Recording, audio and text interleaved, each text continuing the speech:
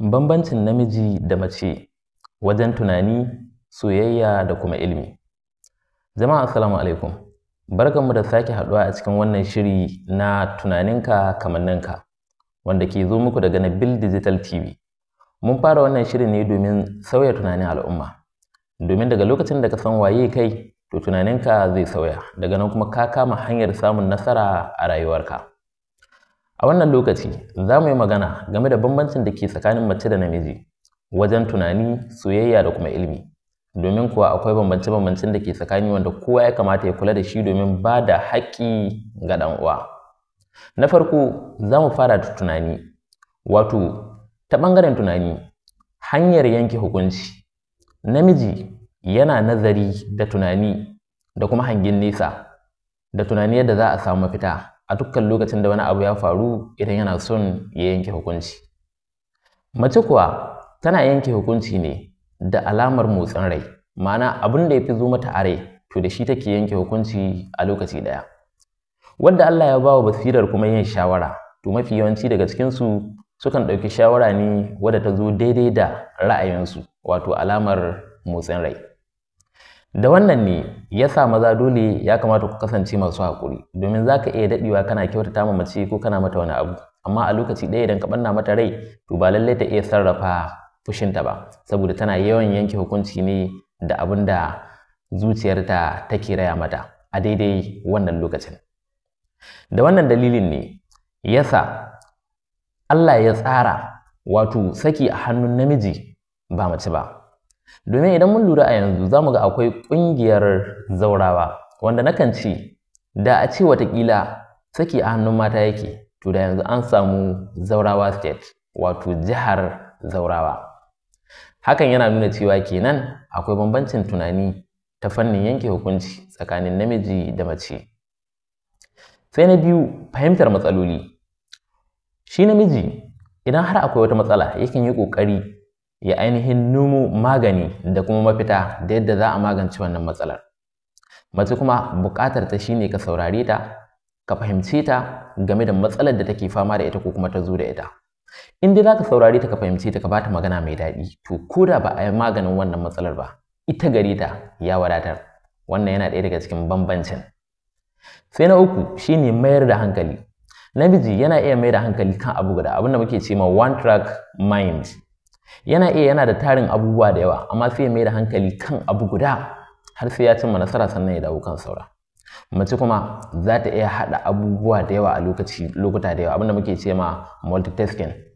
Wato za ta iya tana tunanin soyayya, tana tunanin iyali, tana tunanin aiki, duka a lokaci guda. Kun ga akwai bambanci kenan. Sai kuma bambanci ta ɓangaren soyayya. Bayyana soyayya. Namiji yana nuna soyayya ne mafi yawanci ta hanyar aiki, kamar da kuke gani. Zai iya nuna kulawa, taimako da kuma wasu abubuwa, amma dai ba kalaman soyayya ba, ma'ana yana yin aiki wajen nuna kulawa fiye da kalaman soyayya. Wanda mace tana so a riƙa gaya mata kalmomi masu daɗi. Shi yasa ake yaudaran mata mafi yawanci, saboda sun fi respecting abubuwan da ake faɗa musu, wanda yake ba su time ya yi magana da su, ya faɗa musu kalmomi na su da ƙarya da komai fa. Su kaɗan ne daga cikinsu suke iya bambance wanda yake matuƙar son su da wanda yake musu ƙarya. Shi yasa ku ji tsoron baki, don haka ya kamata mu riƙe amana. Sai kuma ta ɓangaren buƙatar soyayya. Namiji yana buƙatar girmamawa da amincewa a soyayya. Idan dai za ki riƙa girmama shi, to za ki iya samun soyayya shi a lokaci ɗaya. Shi yasa za ku ga sun san wannan salo, yayi ina wuni, yayi ya kake, yayi sannu da sauransu. So wannan kenan. Mace kuma tana buƙatar kulawa ne a soyayya, ka riƙa kiranta, ya abin yake, ya kike, kina lafiya, me ke faruwa, ya gida, ya iyali. To tana buƙatar wannan. Zaka iya aika mata kyauta, idan zaka kira ta 1, 2, 3, 4, za ta iya fara tunanin cewa ka faɗa soyayyarta, kuma daga nan ita ma zaka iya ganin ta nuna ma su da ƙauna, kasantuwar kai kana kula da ita, ko da kuwa ta girme ka. Soyayya ba ruwanta da shekaru. Wannan kenan. Sai ta ɓangaren fahimtar wato rayuwa. Ta ɓangaren fahimtar soyayya. Yawwa, namiji yana ganin soyayya a matsayin alaƙa da kuma abotaka. Yana ganin soyayya a matsayin wani abin da zai shafi rabin rayuwar shi. Hakan na nufin cewa a dukkan lokacin da yake cikin soyayya yana kallon wannan masoyiyar a matsayin wadda za ta gudanar da rayuwa da ita da shi har zuwa ƙarshen rayuwar shi. Za ta kama mai abubuwa masu tarin yawa, ta zama wato ainihin rabin jikin shi. Ita kuma mace tana kallon soyayya a matsayin sha'awa da kuma shakuwa, wato emotional connection, haka muke kiran shi. So hakan na nufin tana jin duk wanda zai rika kula da ita, ya rika nuna mata kulawa, ya rika nuna mata shakuwa, to za ta so shi fiye da wanda baya nuna mata. Shi yasa ya kamata mu yi taka tsantsan. Idan har wani yana kula da mace fiye da yadda kai kake nuna mata ko kake kula da ita, to zai iya kwace ma budurwarka, sai dai in amana ta kai inda ta kai. Don haka mu rike amana. Sai kuma ta bangaren ilmi, bambancin ilmi, fahimtar sarrafa bayanai. Namiji ya fi son dukkan abin da ya shafi nazari da kuma gwaji, wato practical learning. Idan za a koyar da shi a practical ya gani kuma ya yi, to ya fi rike irin waɗannan abubuwan fiye da sauran.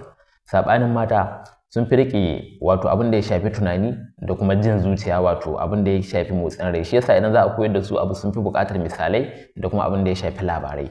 Sun fi rike irin wannan abin wanda yake sa har a cikin zuciya suna jin wannan labarin, suna jin tasirin shi. Sai abin da ya shafi abubuwan da suka fi sauki a wajen kowanne. Namiji ilimin da ke da sauki a wajen shi shine abin da ya shafi lissafi, dabaru da kuma nazari. To shi yasa ya fi son irin kamar physics, engineering da kuma mathematics. Duk abubuwa ne na dabaru da solving problems. Amma mace ilimin da ke da alaka da magana, alaka da fahimta, alaka da dangantaka, kamar literature, kamar psychology da kuma social sciences. Mafi yawancin mata abin da suka fi so kenan, saboda abubuwa ne da suke da alaka da labarai. Sai kuma dabarun neman ilimi. Namiji yana son gwaji da bincike domin ya tabbatar da abin da ya yi da kansa. Mace kuma tana son wato tattaunawa da sauraron wasu domin samun fahimta mai zurfi. Wannan kenan. Don haka daga ƙarshe ya kamata mu gane cewa namiji da mace suna da hanyoyi daban-daban na tunani da fahimtar soyayya da kuma ilmi. Namiji na kallon rayuwa ta hanyar tunani da nazari da mafita, yayin da mace ke kallon rayuwa ta hanyar ji da kuma zuciya, wato alamar motsin rai. Don samun kyakkyawar rayuwa, to dole a samu dangantaka kuma dole a samu amincewa a tsakanin juna. Wannan shine bambancin da ke tsakanin namiji da mace ta bangaren soyayya, ilmi da kuma tunani. Za ku iya ajiye mana wasu a comment section domin mu samu ƙaruwa gari mu gaba ɗaya. Kada ku manta, tunaninka kamanninka. Farawa da ƙaramin mataki zuwa babban mataki. Ku ci gaba da biyo mu a wannan tasha ta Nabil Digital TV domin jin abin da zai sauya tunaninku. Na gode.